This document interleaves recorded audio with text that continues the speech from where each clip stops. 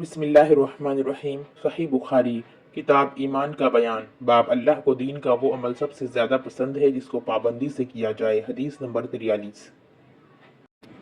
عن عائشہ رضی اللہ عنہا ان النبی صلی اللہ علیہ وسلم دخل علیہا وعندها امرأة قال من هذه؟ قالت فلانة تذكر من صلاتها قال ما عليكم بما تطيعون فوالله لا يمل الله حتى تملوا وكان احب الدين الیہ ما دام علیہ صاحبہ۔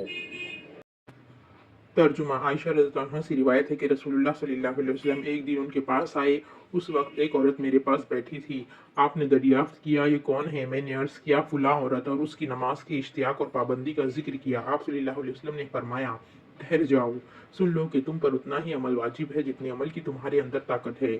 اللہ کی قسم ثواب دینے سے اللہ نہیں اکتاتا مگر تم عمل کرتے کرتے اکتا جاؤ گی، اور اللہ کو دین کا وہی عمل زیادہ پسند ہے جس کی ہمیشہ پابندی کی جا سکے اور انسان بغیر اکتائے اسے انجام دی۔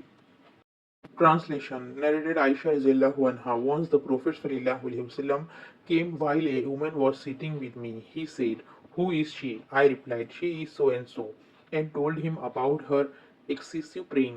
He said disapprovingly, do good deeds, which is within your capacity without being overtaxed, as Allah does not get tired of giving rewards, but surely you will get tired, and the best deed, act of worship